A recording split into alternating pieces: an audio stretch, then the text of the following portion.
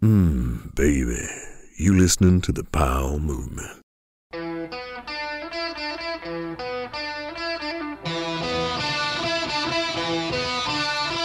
Welcome to the Powell Movement. I'm your host, Mike Powell, and I hope everyone had an amazing Thanksgiving. I would say that mine was great, but I haven't had mine yet. I usually record intros on Tuesdays, the week before the show goes live. So right now, I'm hearing a lot of complaining about how Thanksgiving is going to be different this year. And no shit, Sherlock. It's going to be really fucking different. There's a pandemic going on, and it's not going away anytime soon. We can talk about vaccines and how great they will be, and they will be. But until that shit is proven effective and distributed, people should still think about the greater good of society and do what you can do to minimize your risk. And while some people think that means having their rights taken away and not being able to have a big Thanksgiving, you can still do things. Just pick smart things to do. In my world, I look at things like skiing or snowboarding or going on walks or anything outdoors as something that I can do to minimize risk and still have fun. Those are my thoughts right now, and I'm going to ski a shit ton this year. But if we see that ski areas turn out to be a place where the virus is spread fast, and I think that did happen at some places last year before people took any safety measures, then I may have to reconsider the risk I'm willing to take. But for now, snow is a yes, and big indoor Thanksgiving gatherings are a hard no. That's for me, and I think it should be the same for you, but whatever, who am I to make the rules? On a positive note, Thanksgiving puts family, who often have different beliefs, into the same room for hours. And if you thought there were political arguments over the past 3 years at Thanksgiving, this year would have taken the cake. So no Thanksgiving is actually a good thing for families. Another good thing is my guest this week. He's another living legend who was a US ski teamer who went on to star in Blizzard of Aahhh and many other ski movies. Mike Hattrup is a mountain guide, a sales and marketing director, and one of my favorite people to see out in the wild. Hat is a great storyteller, and I really enjoyed recording this one. Before we get into it, I want to thank Mike Rogie for buying and reviving the Mountain Gazette. I received my first issue the other day, and this thing is impressive. It's absolutely massive. With most magazines, I always want to zoom in, and I try to do so by pinching my fingers like I'm on my phone, and that's not possible. But with the 11 by 17 format of Mountain Gazette, I can see all the details. And really, look, we are seeing some print disappear, and that's pretty sad. You can make this one last by subscribing. I'm sure they have a website, and I'd guess it's mountaingazette.com, and you should check it out. Even more important than that is snow season is near, and there are going to be some things that you are going to need. A new beanie, a cool hat, hard goods, and something to keep your coffee, soup, and whatever you have in the car hot while you're skiing. That's the kind of year it's going to be. Good thing is, I have Stanley, Elan Skis, Cole Headwear, and Peter Glenn Ski and Sports as sponsors, and they have deals. You will find those deals in their ads. You will save money, and you will make my sponsors want to continue supporting the podcast. Please do that, and when you're done, virtually cheers me by drinking something from the 10 Barrel Brewery. That was a different way to talk about my sponsors in the intro of the podcast, and now it's time to talk to my guest, Mike Hattrup. Sweet, how are things? Oh, not bad. I had another crash on my mountain bike. You broke your neck last time we talked about you crashing on your mountain bike, I feel like, and you were in a halo, and you're lucky to be walking, and you were following your son that time. What happened this time? This time I was by myself. Oh, even worse. Yeah, it was late, too. End of the day ride. It was like almost 7:45, and, you know, it wasn't that technical, wasn't that difficult. Tires just slipped out, and my back landed on a log at velocity. Oh. And so I broke some ribs and lacerated my kidney. Jesus Christ. Yeah, so that was the struggle because, I ended up getting back on my bike and rode out the trailhead after I contacted Claudia, who called the fire department. I ran into them down closer to the trailhead, and I ended up getting a helicopter to Boise Trauma Center and spent 9 days in the hospital. Holy crap, man. So it was like close. I mean, it's like beyond just peeing blood at that point. Yeah, I definitely peed blood for a long time. And, I'm going to lose a chunk of that kidney. It just got too smashed. But, I'll have 1.6 kidneys left. Have you said, you got to be kidding me yet? Yeah, so I just got the stent out. I had a stent from my kidney to my bladder in for a couple months. That just came out, and I'm feeling pretty normal now, but still need to take it easy for another couple months. Oh my God, man, that is way more intense than I thought you were going to say, because last time, like I said, you broke your neck or your back or whatever, and it was really bad. I mean, it sounds like you probably shouldn't be riding bikes, and if you are riding bikes, just like an intravenous drug addict, you should do it with someone else. So if something bad happens, you have someone to help bail you out. I'll have to talk to my drug partners to see if somebody can come ride with me. Yeah, I mean, I guess it's a different kind of addiction. And I'm going to timestamp this whole thing right now so we kind of know where we are for my next conversation. But we're a couple of days away from Halloween. And knowing your look, have you ever gone as Mr. Clean? I have. You know, the first time I went as Mr. Clean was at the K2. This was still on Vashon. K2 Halloween party. I got third place. I mean, I've always figured that that would be a great costume for you. I must have seen that and it had been a little bit foreshadowing. I only say that as I wanted to timestamp this so we can talk about another issue that's going on in the world that you live in every day. So have you been following the whole Pieps thing that's going on online right now? The Pieps? The beacon? With the recall? There is no recall, right? You know, I'm not sure. I saw something about it, but I don't know much about it. So you have to bring me up to speed.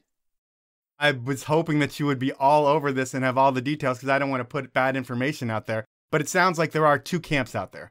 There's one camp that believes the product is faulty and it has multiple failures during usage, one with a well-known athlete. I've seen Ian McIntosh do a long video on how the button on the beacon that they have, when it's put in the harness, it can switch out of place. And athletes and people are calling for a recall right away because they think it's unsafe and it leaves people at risk. The other camp is the manufacturer who says, we're not recalling this shit. Are you crazy? There's nothing wrong with this. We will upgrade your beacon, and we will do that. If your beacon's over 2 years old, you're going to have to pay us a couple $100 and we'll upgrade it. And if not, we'll replace it. So I don't know if there's a full-on recall, but there's something going on, and it sounds like you don't know enough about it to talk about it as a reputable person, which you are. You're right. I don't know enough about it. Now that you reminded me that, I saw that there was an issue, and the only thing I read is that they'll just update your beacon. And my question there was, okay, what does that update take care of it? And that I don't know. I mean, has Ian had the update and still had the issues? The video I saw was based on just one that he was able to grab from either his old stash or his buddies. I don't think it's a beacon he uses. Nick McNutt, I believe, was the one using that beacon that happened, and it switched off when he was in a slide. They were able to get him out and everything worked out okay, but people are worried, and it wasn't the first time it happened, I guess. I don't know all the details. So we should totally talk about something different that we can talk about with authority, and that's you grew up in Seattle, right? I grew up in Seattle. That I know. And you have like a huge family, 3 brothers, a sister, and you're like the oldest dude in the house? Yes, oldest dude. My sister was older, but I was the oldest of 4 boys. In a house like that, does everybody have a bedroom? Yes, we had a big brick Tudor. I was going to say, what do your parents do? Because if everybody's got their own room, that's like 6, 7 bedrooms in this house. What do your parents do? My dad was an attorney and my mom was a copy editor. We were a middle-class family. We certainly didn't have a lavish lifestyle at all. I mean, my ski gear was used when I was a kid. Yeah, I guess you got to buy it for 6 kids or whatever. It's crazy. Yeah, 5 kids, but yeah. And were your parents athletes themselves? Yeah, I mean, my mom skied, and that's who got us into skiing, but she had problems with her knee, and so really didn't ski much longer after the first couple years of us skiing. She quit, and my dad never skied. He was an athlete growing up, you know, he played basketball and stuff, but later in life, he was more of an outdoorsman, a fisher, you know, fly fisherman and bird hunter. Which is crazy because I think all of your brothers and sisters are very talented athletes. Like, you're not even the most talented Hattrup. I think your brother Peter was like a professional soccer player who was like league MVP caliber type dude. Yep, he was league MVP. And my youngest brother, Ben, who, we lost to cancer almost I guess 2 years ago, Thanksgiving. Sorry about that. Yeah, thanks. He's a great athlete as well. And my brother Tim he skis as well as I do. But was Peter above and beyond everybody else in terms of athletic ability when it came to at least team sports? When it came to team sports, yeah, he was another level. He was a really good basketball player too. But yeah, the ball sports, yeah, Peter set all kinds of records through high school, college, and even as a professional. And then, like you said, your mom takes you skiing. You guys are you're like 11 when your mom takes the whole family skiing. And when I think of that, is it a full station wagon and heading up to Alpental every weekend? Exactly. A full station wagon with the little ones in the way back and going up to Alpental every weekend. Were there any lessons, or was it just kind of like learn how to ski through mom and figure it out? No, we took lessons. I guess the first 3 years I skied was at Alpental, and we took lessons the whole time there. And then our family bought a cabin at Crystal with another family, so we shifted to Crystal after that. I remember the year because it was 76 when we had a really low snow winter. That was a low mark for a lot of years there. And then with high school, were you big into team sports, or was it just about skiing for you? No, I played soccer too. I think I was the second leading scorer on the team behind my brother. And I played tennis one year because I got pissed off at the soccer coach. So I said, okay, I'm going to go play it for the tennis team. With brothers and sisters and everybody pretty talented, are you just a hyper-competitive kid growing up, like always wanting to win everything? I wouldn't say I was hyper-competitive, but I was competitive, sure. I always wanted to win. And then with skiing, when you really get hooked in, is there some kind of freestyle camp that you end up going to that really sucks you into skiing? Yeah, that was the first year I got to Crystal, and there's a guy named Jeff Page who still skis here in Sun Valley, and his girlfriend, Janice Reed, who you know. Oh, Janice Bachmeyer. Yeah, exactly. They had a freestyle camp at Crystal that I joined when I was 15, and that was what got me hooked, and that's what got me competing. But I still didn't compete, I think, for a couple more years. I think when I was 18 was the first time I did a mogul contest. Maybe it was 17. So you go to that freestyle camp, and then a different thing about you than most high school kids is you're taking college classes when you're a senior in high school, which allows you to stretch out college, it seems like, later on. How do you get into that program? Are you like the smart kid? Well, no. That's actually designed to shorten your education, not extend it. I just reversed it.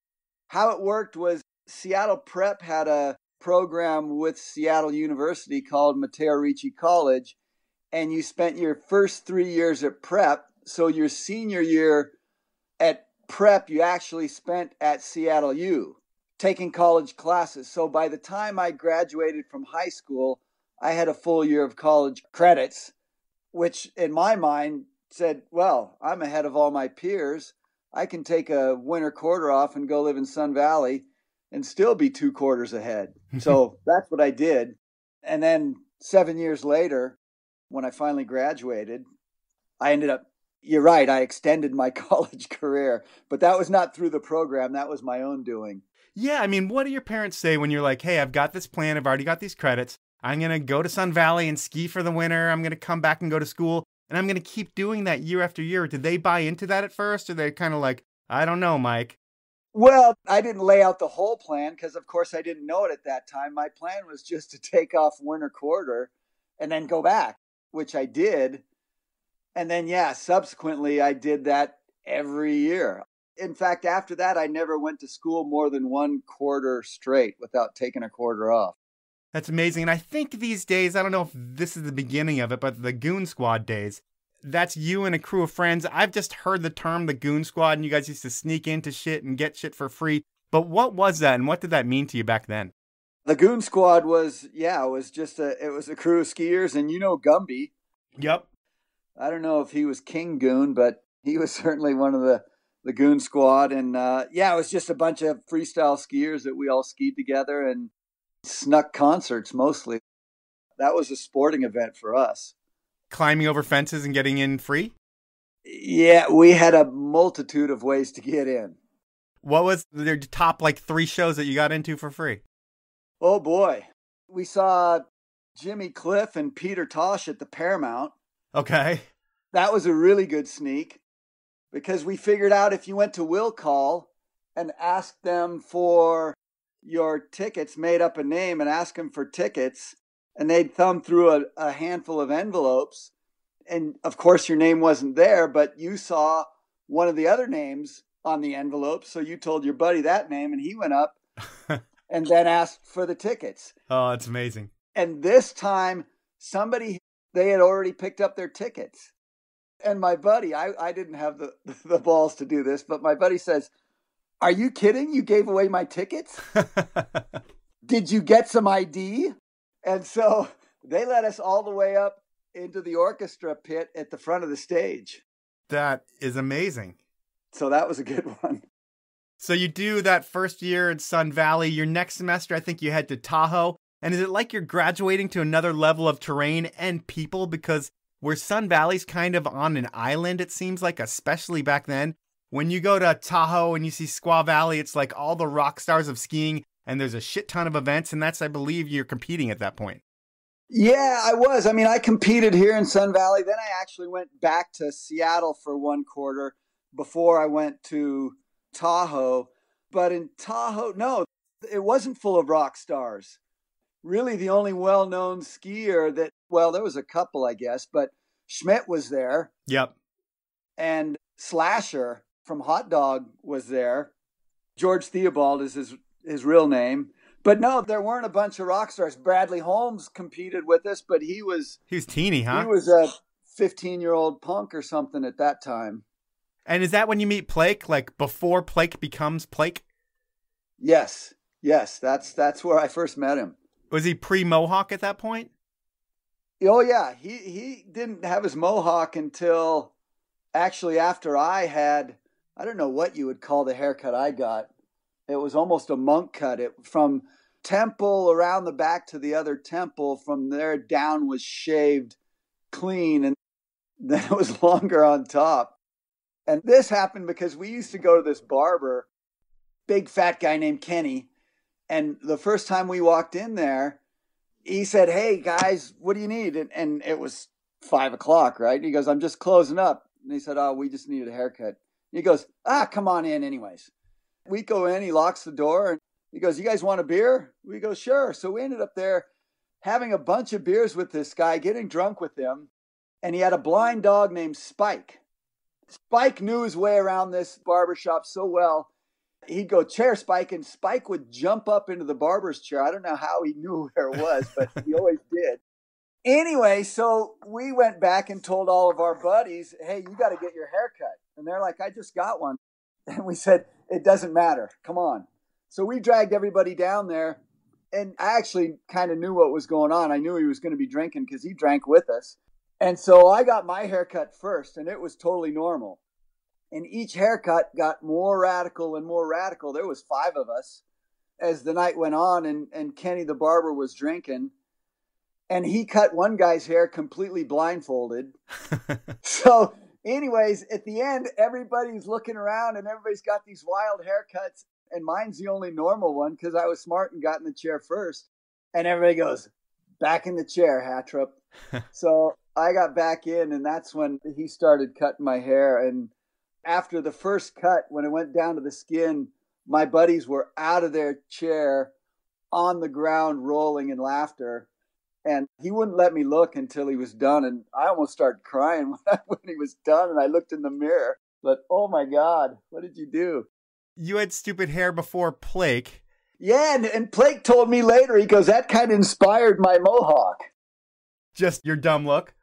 Yeah, and it was, well, back then I had hair on top of my head, but it looked stupid just laying down. So I would put beer in it because it was like hairspray. So it was always sticking all out everywhere.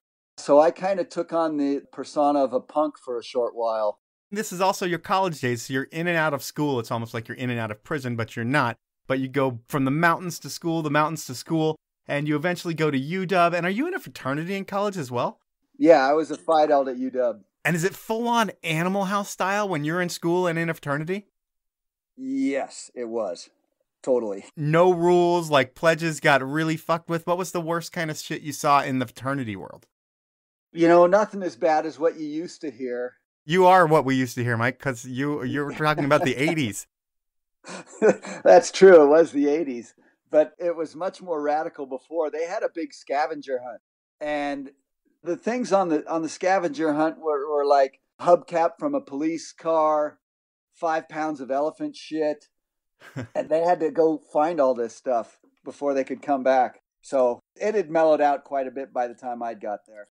Okay, so you've got that going on. And then your next stop in the ski world is to Steamboat, where I think is like the center of freestyle culture at that point. I don't know if that's where the US Freestyle Team is based out of, but a lot of the dudes are down there. And is the goal like move there, rip bumps as much as we can, and make the US Freestyle Team?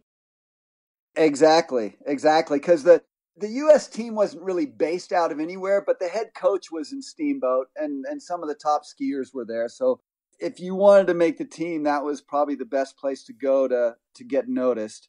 And there was over 100 competitors showing up for every event. Okay, so that's like the hub of everything. And then it's like everybody leaving it on the hill all day and then at the bar all night. I'm sure it's just as fun with 100 dudes with the same mentality of yourself. Was it just a crazy time in that respect as well? Believe it or not, I mellowed out quite a bit during the season because I was pretty serious about competing. Yeah, that said, there were still plenty of nights when we'd go out, but we were there all winter, so it wasn't like a nightly thing. Now it's time for me to take a sponsor break, and my first sponsor is the 10 Barrel Brewery out of Bend, Oregon. They have been brewing the Northwest's best beer and supporting all things ski, snowboard, and bike since 2006. When I say their beer is the best, I really mean that. Recently, I've been drinking Nature Calls Mountain IPA, and not only does it have the best name in beer, a portion of the proceeds benefits the Conservation Alliance, so it does make a difference. And as far as supporting action sports, no other beer comes close to what 10 Barrel does for ski, snowboard, and bike. Next time you're at the store, pick up a 6-pack of 10 Barrel and support the beer that supports the sports we love, the 10 Barrel Brewery. My next sponsor is Stanley. You know, the brand that has been around for over 100 years, the ones that invented that keep things hot and keep things cold category. Back in the day, you could count on your grandpa's green Stanley to keep the hot chocolate, soups, and so much more hot. Well, these days, Stanley still makes that same green bottle, and they also make so many more products that will keep your liquids hotter and colder for a couple hours longer than any other product on the market. You know I think you deserve the best for less, and I'm going to make that happen again at Stanley. To save 30% on all Stanley products, head on over to stanley-pmi.com, go shopping, head to checkout, enter the code drinkfast, that's all one word, all lowercase, and you're good to go. You'll save 30%. My last sponsor in this sponsor break is my first ever ski sponsor, Elan skis. They make handcrafted skis in Slovenia's Julian Alps, and they have a serious history, like 75 years of history. Seriously, this is their 75th anniversary of making world-class skis with innovative technology that makes skiing better for everyone. And with Elan, it's all about experience, and they are as authentic as it gets. Whether you're heading out on a backcountry adventure with your bros, on a trip to the local hill with your family, or enjoying après with your friends, the experience is what matters. And with Elan, that experience is always good times. You can find out more about the Ripstick, which is shipping to my house right now, Glen Plake, and everything else Elan over at elanskis.com. Those are my sponsors. Let's jump back into the podcast. At this point, you've met Jeff Stump, who's brother to Greg Stump, and Greg has already made a movie. I think it's like The Droids, or I can't remember what his first movie was. But That thing's out. You've seen it. Stumpy wants to get you in his movie, and at first you're like, no way, dude. I'm focused on going to nationals and making the U.S. team. And what steps do you have to take to make the U.S. team? Because you eventually do it. There's one contest. It all comes down to one event. And that one event, you have to lay it down. So there's a lot of pressure. You have 2 runs, and they take the best one, so it's got to count. So I'm trying to think of the year. 87, you made the team. Yeah, I made the team, but the nationals were in Waterville Valley, New Hampshire. So you have to place in the top 3 or 4 in that event to make the U.S. Freestyle Team?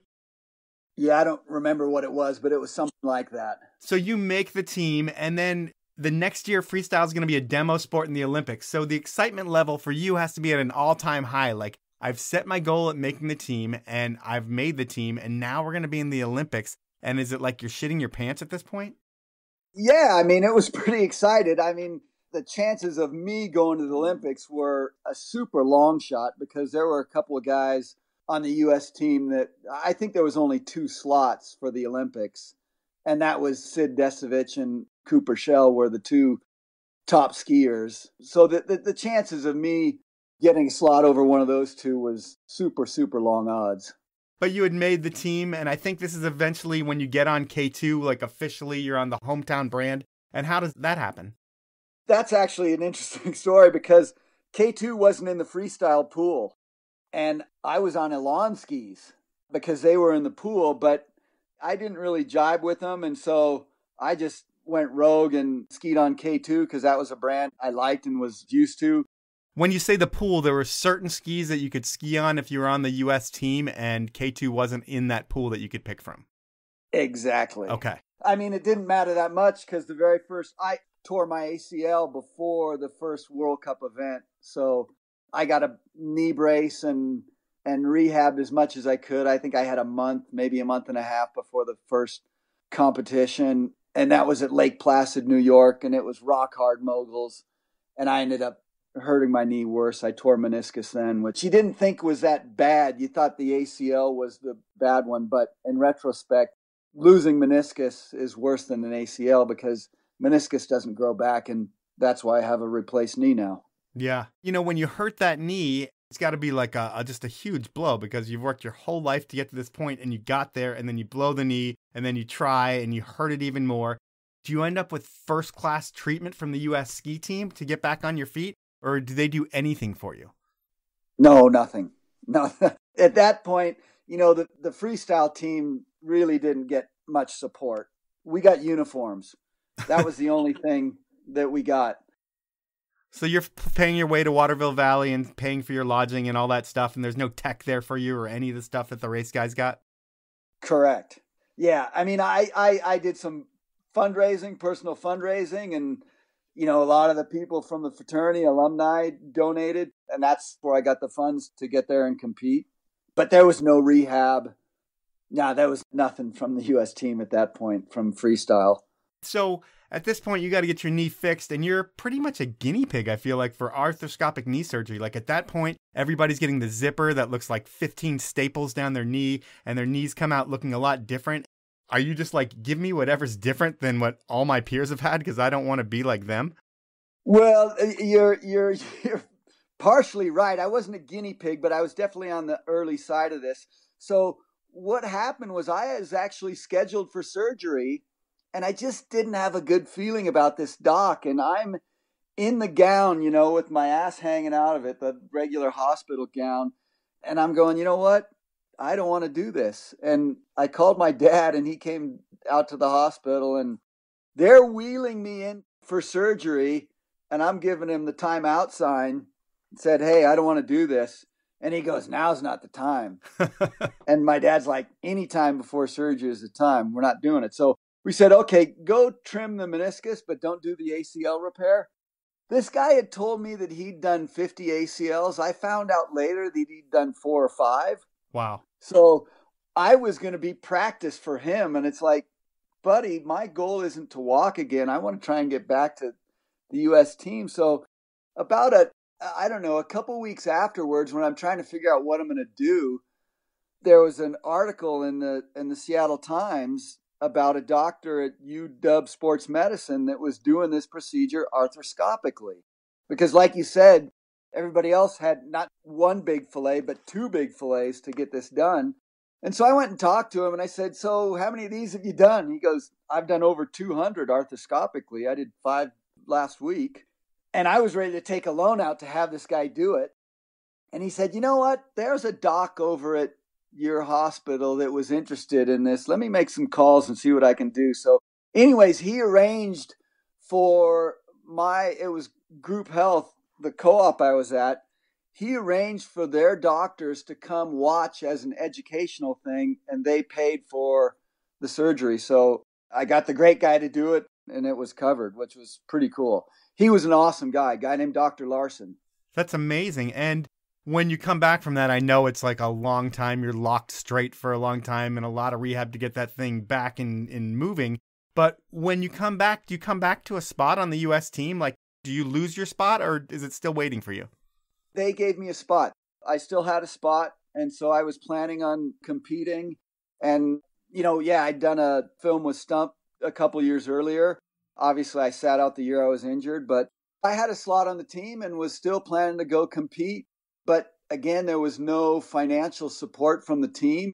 And then Stump came up with the opportunity to go live in Chamonix for a few months and shoot Blizzard and actually make a little money versus try and spend a bunch of money and hope I didn't hurt a freshly repaired ACL.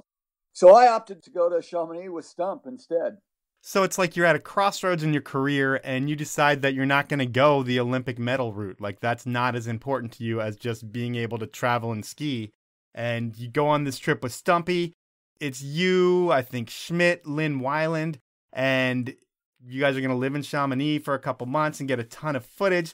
And right away, I think a couple weeks into the shoot, Lynn ends up breaking her back. And are you there for that? What happens? Yeah, I was there. We had hiked up above. We actually went right across a cat track. And I don't remember. It was just like a two-turn shot. And for whatever reason, I don't remember what it was, if they were having trouble setting up cameras or if we were waiting for sun or what. But it was quite a while before we could finally go. And then when it was time, Lynn was up first. And I think because so much time had passed, she'd completely forgotten about the cat track. And she went and did that one or two turns she was supposed to, and then dropped onto a flat cat track with some speed. And that's how she broke her back. You guys don't know shit back then. It's your first real ski mountaineering trip. I feel like you're probably not in a terrible spot if there's a cat track right there. But it's the first maybe injury that you've had in a remote setting or, not an easy way to get Lynn down. But I don't even know where I'm going with this. But over your career, you have guided people. You've gone places as an athlete. You've done so many different things. An injury in the backcountry happens. And when it does, it can be catastrophic. It can be days of waiting for help. And what's the most precarious situation you've been in where either you or someone else was injured and you had to get them out? Yeah, well, so Lynn's, we were actually at the Gros Monte. So we were at the ski resort when that one happened. Okay. But the most precarious, the most difficult situation where we had to get somebody out was probably me 2 months ago on my mountain bike. Oh, man. But if I'm talking about skiing, the scariest one I had was I was with Martin Volken and we were coming down from a 2-day ski ascent of Mount Baker. And we were at the end of the trip and there were two guys on telemarks. One of them actually was a high school buddy of mine, but we were skiing down a snow-covered creek bed, big rolling, really quite fun skiing in corn. Everybody had overnight packs, so heavy packs. And a heavy pack is one thing on AT gear, but on Teles, it's really taxing on the legs. And this one guy came up to stop and just kind of collapsed and then started sliding backwards head first down this steep incline. And none of us knew what happened. And all of a sudden he rolls out of sight over the edge and we hear the sound of skis clanging on rocks. And it's like, oh shit.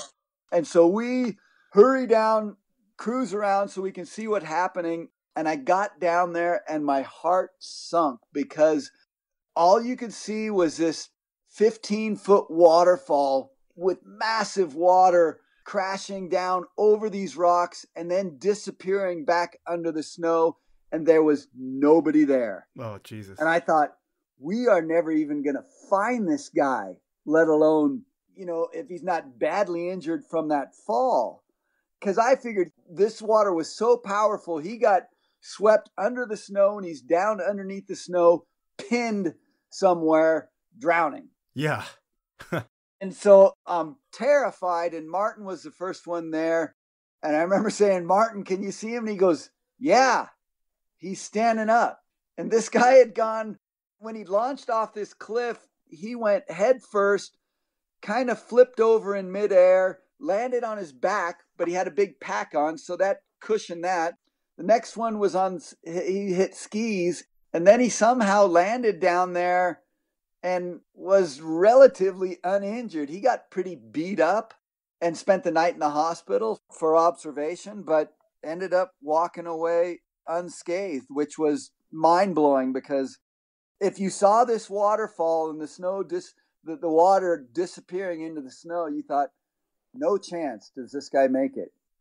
Well, that is amazing and sounds a lot worse of a situation than Lynn was in. And when she goes down in Chamonix, you guys need to get another skier as part of the program. I know Plake is familiar with Stump, and I don't know how close they are, but I think it's you who kind of goes to bat and is like, hey, man, we need to get Glenn Plake out here. He's going to add value to the movie. Is that kind of how it went? Yeah. And Stump was scared of Plake, of just what he was going to do. You know, he was unpredictable and wild, and that scared Stump. But he relented and brought him over, and, well, you know the rest of the story. No, it worked out. And was it wild at all having Plake there? Or did he know he was there for business and to get work done? Or how does it work? Is he easy to work with when it comes to doing ski shit? Yeah, he is. I mean, he's pretty opinionated. He's got his own idea of, you know, the shot or how things should work. But no, we all got along. You know, we were all different, Plake and Schmidt and I, but we all got along pretty well. And I think there's a little bit maybe of maybe a little bit of unspoken rivalry between Plake and Schmidt, just because there's always been a rivalry between South Lake and North Lake Tahoe. And Schmidt, of course, was Squaw, and Plake was down at Heavenly or Kirkwood, South Lake. So there was maybe a little bit of unspoken rivalry there, but nothing that was obvious or intrusive to the shoot. And when it's time to head back to the States, because you will just say that movie, you guys shoot it, you've talked about it a ton, I'm sure people have heard about it, is Blizzard of Aahhh, but you guys head back to the States, and it's kind of like, see you later, Glenn, because he is going to stay in France to avoid the law. And is that just weird when it's time to leave, that you're just like leaving your buddy there? Not really. It was kind of typical Plake. You know, at this point, he was still drinking, and he had a pending drug charge that he goes, you know what? I'm just not going to go back. I'm just going to wait until the statute of limitations is up. I'm just going to be an expat refugee living in France. That was his plan. Yeah, and he does a lot of that during the year, as it seems like every year he's spending a good amount of time over there. But you head back home and you're no longer on the US team because you quit that dream. Blizzard hasn't come out yet. You finish up school, and how do you get your job as a product manager for K2 right out of school? Because I would think that's like your dream. If you're not going to be a pro skier, you're going to be working for a brand.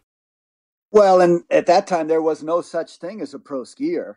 So, yeah, K2 was a dream job. I grew up in Seattle, and K2's, of course, right there on Vashon Island. And it wasn't just that it was local, but I just identified with the whole vibe of K2 on who it was. So, yeah, that was, you know, a number of circumstances that just all came together, and I finally finished school. I had a couple credits to finish for college, and then this job came up. And, yeah, I was lucky enough to get that job, and it was a great run at K2. So what are you actually doing when you first get the job? Are you traveling a shit ton? Are you going to Vashon and have an office and doing that every day? Are you making product? What's your job? I was going to Vashon on a daily basis. And that's when I first started being involved in the ski tests. And, you know, my first trip with K2 was to Saas-Fee in Switzerland to test skis in the fall on the glacier. No, it was working with the sales reps. It was working with the demo team. It was working with the area reps for K2. And it was putting all the brochure copy and all that stuff together. And then it was a lot of visiting shops. And, of course, Blizzard came out that winter, and it took on a whole different level once Blizzard hit, because we were all of a sudden ski celebrities.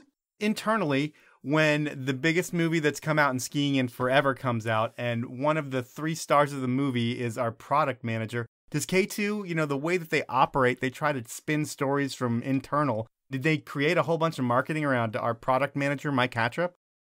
No, not really. You know, we did a lot of clinic videos and things like that back in those days that you would show in the shops. Maybe it went on a loop, and the clinic video was half entertainment. We had a bunch of footage from Stump's movies and mixed in with product videos. And I did a bunch of that stuff, but there was nothing specifically focused on me, you know, other than, you know, we did a lot of shop visits. because the shop employees, I think I identified more with Stump movies than they did with Warren Miller, because it hit a lot closer to home for them. For sure, and I think that still is the truth today, given Stump doesn't make movies, but Warren Miller's a different category. It is the masses, although they do have really good segments in some movies, whatever. But Blizzard gets huge, and one of the things that really helps it talk to the masses is the Today Show segment, and that's when Plake is brought back over to the States. Stump pays for all of that because he realizes the movie's going to be huge, and it's Plake and Schmidt on the Today Show. Why aren't you on that? Because I had to work. I don't remember totally, but I was a 9 to 5 guy. I was at the office every day, and I didn't have much time to do that stuff. I remember even I had to ask for a week off to go shoot License to Thrill that next year. They didn't realize, I don't think, the power of Stump's movies and the marketing and the value of having somebody in-house there. I don't think they fully took advantage of it, because I should have been out probably a little bit more than I was. For sure. And it's amazing when you could say that one of the star athletes of a movie is also our employee, and you can tell that story. But it is a great gig that you have with K2. But then, and this happens all the time with K2, it seems like over the years, I mean, with every company really, K2 is a big layoff, and you're a casualty of that. And that has to be such a punch in the stomach for a kid who's killing it. He's the star of Blizzard of Aahhh. He's got this job. And what's going on internally with the company, like where there's a big layoff? Yeah, there was. And I don't really remember what the reason was for the layoff, because the ski industry was fairly healthy then, but we must have had a bad year or something. And there was a lot of people that they let go. And at first, yeah, it was a huge blow. But then I ended up signing an athlete deal for them where I owed them 30 days of work, and it was 80% of the pay I had before. So I went and signed boot and goggle and pole deals, and I was making more not working than I was working. Do you have any other job, or are you just a skier at this point? Because this is probably the early 90s when you're talking about. Yeah, and no, I was just a skier. At this point, I guess I never called myself that, but I guess I was a pro skier. Now it's time to jump into my final set of sponsors, and winter is almost here. And you know what everyone needs? A beanie. Everyone needs one, even if you don't ski or snowboard, and warmth is super important. But you know what is just as important as warmth? Style. You don't want to look like an idiot out there when you don't have to. And Cole Headwear is going to make sure you don't look like an idiot, because they have the best fits and styles out there. That's why 9 out of 10 beanie wearers that I talked to said that Cole is the best. And now you can experience the style and warmth of Cole without paying full pop. I'm going to save you 15%. And all you need to do is head on over to coleheadwear.com, go shopping, and when you check out, enter the code POWEL15 to save 15% off your entire order. Last but not least is Peter Glenn Ski and Sports. For over 60 years, they have been getting people on the snow, in the water, and on the pavement. Not only have they provided a great retail experience, they also play against the big internet guys. Over on their website, peterglenn.com, you'll find great brands, great products, and deals. Peter Glenn also offers shipping on orders over $49. They'll match the price found at other websites. If you need something ski, snowboard, wakeboard, or inline skate related, head on over to peterglenn.com. Those are my sponsors. Now let's get back into the podcast. While your first real ski mountaineering shit was in Chamonix, it's like when you head over to Clambin to meet up with Shapiro and Faulkner and that crew, who are famous. Can you kind of give a little history to who that crew is for the people that don't know? I mean, these guys were the who's who of the ski photography world. It was Mark Shapiro behind the lens, and Ace Cavalli and John Faulkner were two of his skiers. And those guys had agreements. I mean, they were fully in bed with K2, but I think with Atomic as well. But there was no more famous photographer than Shapiro at that time, and everybody wanted to shoot with Shapiro. And in fact, funny story, when we were over there, after we had all left Chamonix and Plake was still hanging around, and this is before Blizzard, so nobody knows, Plake's not well known or anything at this point. Yep. And Shapiro's doing a photo shoot, and these guys are jumping off this cliff, and Plake shows up, and Shapiro goes, I don't shoot dirtbag ski bums, and kind of shoos Glenn off. So Glenn's just kind of hanging around, and then he goes and jumps this cliff too, and nails it. And Shapiro's like, okay, maybe we will. So they start shooting, and that ends up being a long, great relationship. And with that crew with you, they help change your skiing, I feel like. You go with them, you're going to do the Haute route for the first time, which you've probably done like 15 times since then. But that's when everything changes with your skiing, I feel like that trip. It's interesting. Definitely Europe, because when we were in Chamonix shooting Blizzard, I was a mogul skier from the States that only skied ski areas. I never even had skied out of bounds at that point. I'd never had a beacon on, never had a harness on. And so to get tossed into that scene in Chamonix with big glaciers and crevasses and seracs, and it was raw and intimidating. And I was drawn to that terrain, but I also knew I had no business being out there without a guide. So that was kind of the start that lured me out there. And then, yeah, you're right. It was being in Verbier after that with Faulkner and those guys, and they were going to go do the Haute route. And I said, I want to go. And they said, sure, you can come, but we're doing it on Tele, so you better go practice a day. And they gave me some gear, and I groveled around at the resort for a day trying to figure it out. And the weather never stabilized, so we didn't end up doing it. But that was the start of really my backcountry. And at that point, starting telemark as well. Yeah, you can look at that as the foundation to K2 Tele, because you probably get into it a little bit more, and then a little while later, you're living in Sun Valley. I don't know if you're getting paid as an athlete by K2 at this point, but they call you up and they're like, hey, we have this brand that made this award-winning tele ski. We're going to market it and sell the shit out of it, but we don't know anything about this, and you do.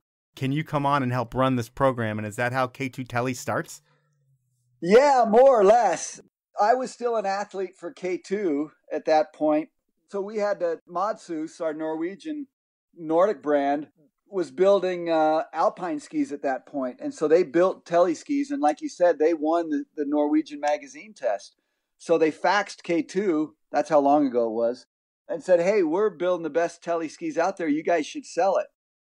And it wasn't like anybody thought it was going to be this great thing. Nobody cared about telemarking at K2. And they kind of looked around and somebody said, Hattrup teles, doesn't he? Let's give it to him. And so it wasn't so much like a reward that, hey, take this mic. It was like, let's get it off our plate, give it to Hattrup and keep the Norwegians happy. And so, yeah, that was the start of K2 telemark. And what goes from almost a joke goes from 0 to 50% market share like right away. It's like you had your product, but you guys marketed yourself so much differently than what was out there. And that worked. Is that all you? Just like, hey, we've got to be different than all these people that are out there right now? Yeah, it wasn't all me. There was a bunch of people behind it. But yeah, I was the director sportif, as I called myself. Which is French for like you run stuff, right? Yeah, but it was a combination of things. I didn't grow up with Tele, so I didn't have all the leather is better. When plastic boots came around, I went, wow, that's better. I'm a better Teleer today than I was yesterday because of plastic boots. And I saw the market going away from leather into plastic. So I said, I'm not going to build skis for leather boots. And this is also right around the time that shape skis came out. So we knew shape skis worked for Alpine. So we plugged it into Telemark. So it was disruptive product, but also really disruptive marketing. When the whole Tele world was granola and duct tape and tree huggers, we came out with muscle car flames on our skis and names like Totally Pieced and Piece Stinks. And so it was really quite disruptive and made Tele a lot cooler than it ever was. And that was part of the allure, I think, that it was disruptive product, disruptive marketing. And we just poked fun at everybody, including ourselves. This is around the time that I started working with K2 at the end of the K2 Tele days. And in the K2 offices, it was like Tele went from being a force to almost an afterthought. And the whole line went to backside and the Tele part died. What happened to that whole sport? I think what happened to it was, this was the start of AT, and not the start, obviously, AT is really old, but in the States back then, I'd say 80% of the people that were in the backcountry were on Tele gear. nobody used AT gear because it was so inferior to your alpine gear. But this was right about the time when Fritchie came out with the Dimir binding, which was the first real touring binding that you could step into with your alpine boot. So now all of a sudden you could take an alpine ski with this Fritchie binding in your alpine boot, and it wasn't light, but you had a really high performance backcountry setup. And as more and more people wanted to get in the backcountry, a lot of them were like, I don't want to go learn a new turn. I just want to take what I know and go ski some powder. So I think that was the start of it. And over the years, over the next handful of years, there was more and more equipment that was higher performance for AT. And so that people just kind of abandoned Tele and went over to alpine touring. And it really flipped. Like you said, Tele just kind of faded into obscurity. And now 80% of the people that are in the backcountry were on alpine touring gear, not Tele gear. Yeah. And it was a different time, but back then you were a dude who lived away from the office at K2, which is really hard to do. The only people I ever saw that were able to pull that off were you and Jason Leventhal. And you still had a very heavy voice on product. And when it came to battling for what you wanted, especially with the backside collection, what were you ever shut down on? Because I feel like whatever hat wanted, you pretty much got, and that's just my opinion, but your hat, you would know. Well, when it came to backcountry stuff, I had way more knowledge than anybody else there. You did. So that was part of it. At this point, I had become an AMGA certified ski guide. So I had a lot of knowledge, not just as a skier, but as a backcountry skier and guide. So it was hard to argue with me from their standpoint. And I remember I was always advocating for straight tails, and this was when twin tips were all the rage. Even if you weren't going backwards, that was the cool thing to have, was a twin tip. So even skis that weren't true twin tip had a little kicktail on them, which was terrible for backcountry from the standpoint is you couldn't plunge your skis into the snow to build anchors or even just have them sit there while you were putting your crampons on or something. So anyways, I was battling with Patrick, going back and forth on how flat the tail needed to be. And we were at a ski test in Verbier, and there was a guy that had a pair of, God, what was the ski? I'm forgetting even what the model was, but it had a flat tail to it. And Patrick sees this guy, and he's a mountain guide. He's a Swedish mountain guide. And Patrick says, "How do you like the skis?" He goes, "The only reason I bought them," and then he repeated himself for me. I didn't know the guy. I do now. But he says, "The only reason I bought them is because they have a straight tail." And I'm going, yes! And Patrick's like, "Really?" So now I had the backing of somebody else, independent, that didn't know me at all. And this is Jimmy O'Dane, who's become well known. He's got a clothing company called 11/8 that's pretty popular. So that was just another thing that kind of reinforced that, well, maybe Hattrup does know what he's talking about when it comes to this. Yeah. And, towards the end of your days at K2, you were miserable from your knee, where you got that cartilage that messed up earlier in your career. It starts to really bother you, and you eventually get it fixed. You're a tough dude, but does the pain ever get to the point where you don't like skiing anymore? Yeah, that last year, it had slowly come on for maybe 4 years, and it would hurt sometimes, but then if I took a little time off, it wasn't bad, and it didn't hurt all the time, till eventually it was hurting all the time, but it never swelled up. But the last year before I got it fixed, it was swollen all year, and really the only time I skied was for work. It was to test skis or ski with dealers or watch my kids ski race. So I was going, you know what? If this is it, I'm going to quit skiing. It's just too painful. It's not fun. And it didn't matter if it was hard, rough snow or powder. It hurt every turn. So that's when I said, I got to get it fixed.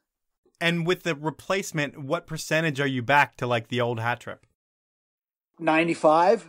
That's amazing. So it worked, and everybody should do it.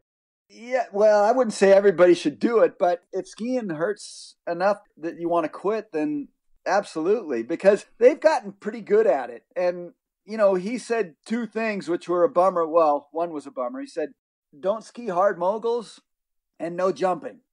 And I'm thinking, well, I'm north of 50. Those aren't big sacrifices. Although, I miss jumping. So I don't really jump unless it's super soft landing. But skiing hard moguls, I got my mogul quota a long time ago. So that wasn't hard to give up. So you get your life back, which is incredible because that's what you are as a skier. And it doesn't matter what your job title is. You're always going to be a skier. And now you can do it because of the knee. With K2, you were there forever. And then shit starts to get strange. I don't know if you noticed it, but I was the first longtime employee to, I feel like, leave. A month after I left, Markovich was made CEO, and then K2 moved downtown about a month or two after that, and all things were going down the toilet. What was your fate with the brand? No, you're right. I mean, you were the start of a mass exodus of people either getting frustrating and quitting or getting let go. And we didn't realize it at the time, but Markovich was getting it ready to sell. So he got rid of, a lot of the big salaries. And with me, part of my problem there was, like you said, I didn't work at the office. I was living in Sun Valley and making decent money. And so if you looked at an org chart, I didn't fit on an org chart anywhere. And if you're a bean counter coming to look at this, it's like, okay, who's this guy and what does he do? So anyways, yeah, I was a casualty of that as well, which was a bummer because honestly, I thought I was going to be at K2 till I was too old to ski. Yeah.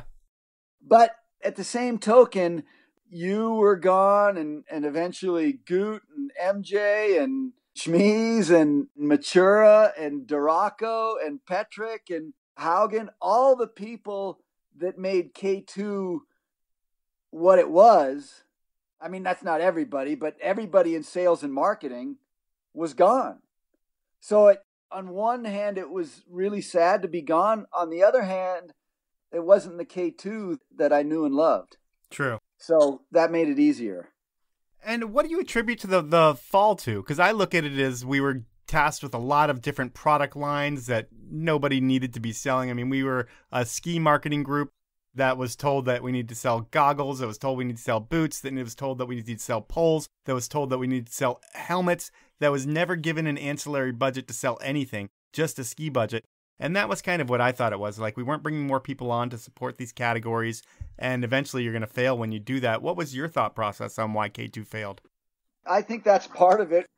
Our focus was really divided at that point, and you didn't even bring up snowshoes and skates and Nordic skis and everything else that was going on, and clothing. So yeah, that's part of being a big corporate company is they keep looking for more ways. How can we increase sales? How can we increase sales? And we were number one in skis, number one or two almost every year I was there, and except for the last handful or last few. So if you're number one, it's hard to increase your market share. So you start looking, okay, what else can we sell? And like you said, the attention was so divided that it was hard to maintain quality and focus. So you end up done with K2. I think you take another job for a year or so, and we don't even need to talk about that because now you're at Fischer and you're back in the ski business. I'm guessing you missed the ski business. You needed to get back into it, and someone offered you a job. What is your role at Fischer? I'm kind of a combo. I was hired. I'm product manager. But now, just since this summer, I'm also content director. Wait, content like social media and stuff? You have a role in that? Yeah. That's scary, Mike. Yeah. Well, I got a young guy who's really good at all the digital platforms, but it's really the storytelling. It's not like I'm writing it all, but the storytelling is important to a brand because, there's a lot of good product out there. But what makes your brand unique is the backstories. Everything from how the brand started to who your players are and who the employees are and your athletes. And those are the things that make a brand interesting. Well, at this point in the show, we've kind of gotten through the podcast, and I have something that I like to call inappropriate questions. Oh, boy. Yeah. What that is exactly what you think it is. It is 3 questions that are inappropriate. And this week, I got one of the most important people in skiing that nobody knows about to ask you 3 questions. You know him as Todd Bracher.